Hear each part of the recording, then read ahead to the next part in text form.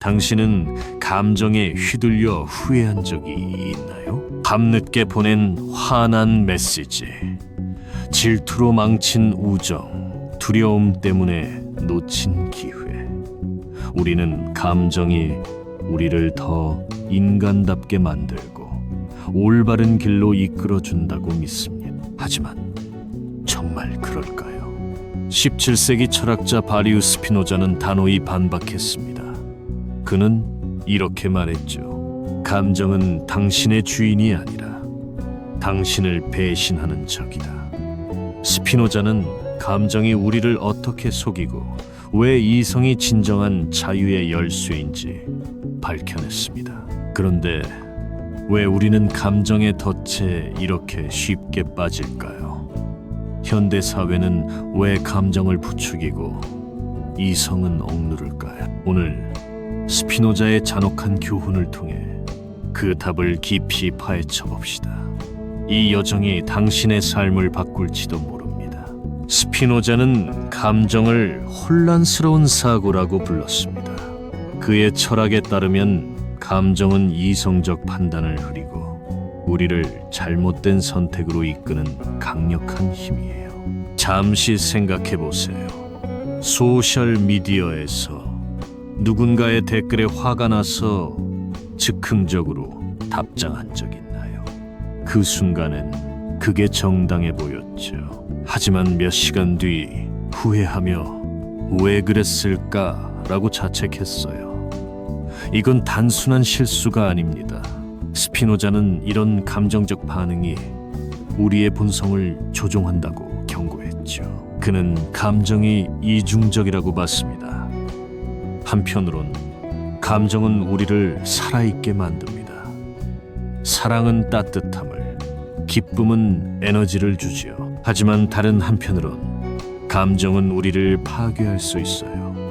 분노는 관계를 망치고 두려움은 꿈을 가로막습니다. 스피노자는 인간이 진정으로 자유로워지려면 감정을 이해하고 통제해야 한다고 믿었어요.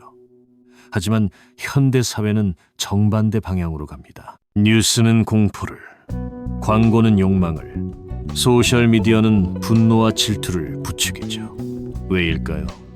감정은 강력한 도구지만 잘못 다루면 우리를 노예로 만듭니다. 스피노자는 이 위험을 300년 전에 예견했어요. 스피노자의 통찰을 현대 과학으로 풀어보면 감정이 왜 이렇게 강력한지 이해할 수 있습니다. 신경과학에 따르면 감정은 뇌의 아미그달라에서 시작됩니다. 이 부위는 생존 본능을 관장하며 위험을 감지하면 즉각 반응하지요. 예를 들어 누군가 당신을 공개적으로 비판하면 아미그달라는 위협이라고 외치며 분노나 두려움을 촉발합니다.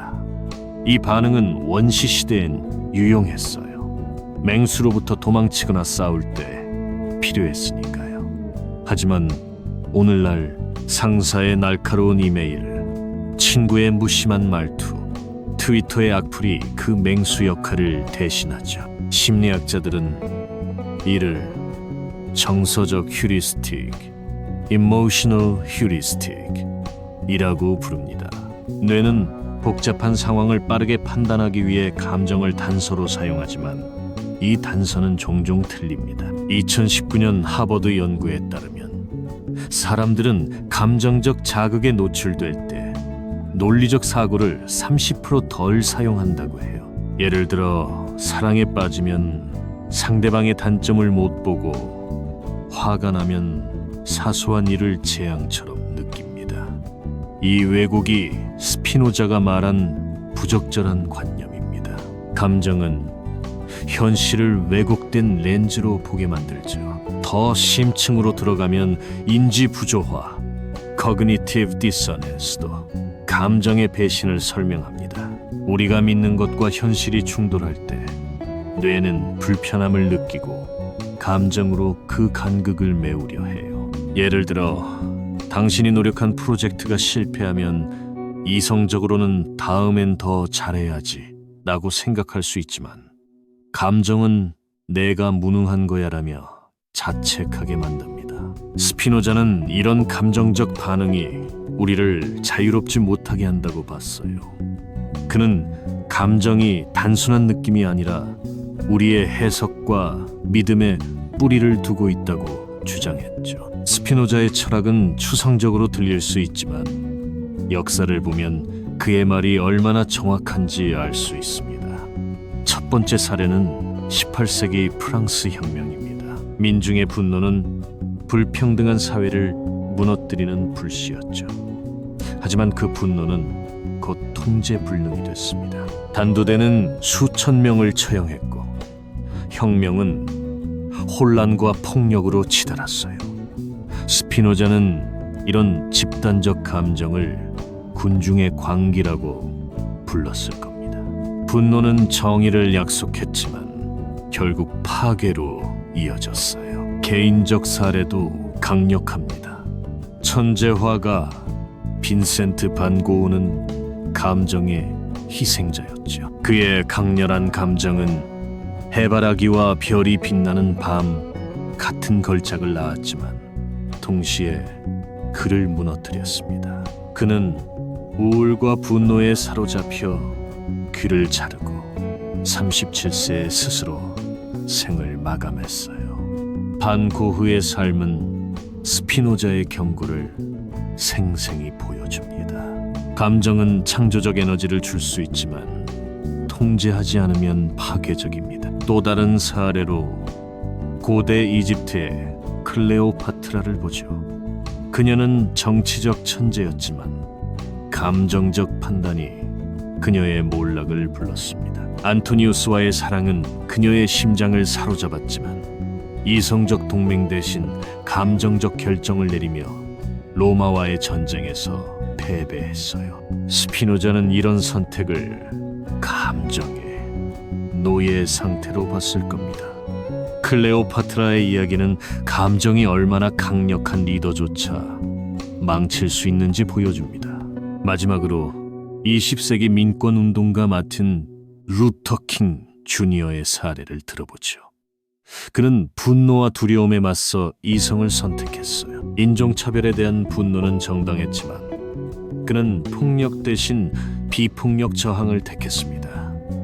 스피노자의 철학대로 그는 감정을 이해하고 이성으로 이끌어 변화를 만들었죠. 하지만 그의 성공은 예외적입니다.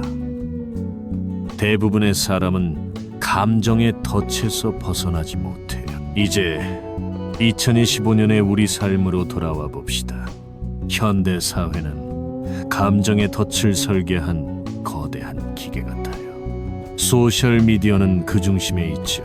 트위터나 인스타그램에서 논쟁이 터지면 사람들은 이성적 토론 대신 분노와 비난을 쏟아냅니다. 2012년 스탠퍼드 연구에 따르면 감정적 콘텐츠는 중립적 콘텐츠보다 6배 빠르게 퍼진다고 해요. 왜냐? 분노, 두려움, 질투는 뇌를 사로잡기 때문입니다. 심리학적 개념인 감정 전염 Emotional Contagion도 이를 설명합니다. 소셜 미디어에서 누군가의 분노를 보면 우리도 모르게 그 감정에 전염되죠. 예를 들어 유명인의 스캔들이 터지면 사람들은 그를 알지도 못하면서 분노하거나 질투합니다. 이건 알고리즘이 의도한 결과예요. 플랫폼은 당신이 스크롤을 멈추고 클릭하도록 감정을 조작하죠. 일상에서도 감정은 우리를 배신합니다. 직장에서 동료의 사소한 말에 상처받거나 연인과의 다툼에서 감정이 폭발해 본지를 놓친 적 있죠. 저도 그랬어요. 몇 년 전 친구가 무심코 던진 농담에 화가 나서 며칠 동안 마음이 무거웠어요. 나중에 생각해보니 그건 친구의 말이 아니라 제 불안이 문제였죠. 스피노자는 이런 순간을 감정의 노예 상태라고 불렀어요. 현대사회는 스피노자의 시대보다 훨씬 더 감정을 부추깁니다. 뉴스는 공포를 자극해 시청률을 올리고 광고는 욕망을 부추겨 소비를 유도하죠. 인스타그램의 완벽한 사진은 비교심을 키우고 유튜브의 바이럴 영상은 감정적 반응을 노립니다. 우리는 자유롭다고 생각하지만 감정의 노예로 살고 있을지도 모릅니다. 스피노자는 감정이 우리를 배신한다고만 말하지 않았습니다. 그는 자유로워질 길을 제시했죠. 그의 철학은 에티카라는 작품에 담겨 있습니다. 스피노자는 감정을 신체와 마음의 상태로 정의했어요. 예를 들어 분노는 누군가의 행동 때문이 아니라 우리가 그 행동을 어떻게 해석하느냐에 달려 있죠. 그는 감정을 세 가지로 나눴습니다. 욕망, 기쁨, 슬픔. 모든 감정은 이 세 가지에서 파생됩니다. 예를 들어 질투는 다른 사람이 내가 원하는 것을 가졌다는 슬픔에서 나옵니다. 사랑은 누군가와 연결되고 싶다는 욕망에서 비롯되죠. 스피노자는 이 감정들이 자연스럽다고 봤지만 문제는 우리가 감정에 맹목적으로 반응할 때 생긴다고 했어요. 그는 감정을 없애라고 말하지 않습니다. 대신 감정을 이해하고 그 원인을 파악해야 한다고 했죠. 스피노자의 핵심 통찰은 이성의 힘입니다. 그는 이성이 감정을 통제할 수 있다고 믿었어요. 예를 들어 누군가 당신을 비판했을 때 화가 난다면 그 분노의 근원을 분석해 보세요. 정말 그들의 말이 문제일까? 아니면 당신의 불안이나 자존감이 반응한 걸까?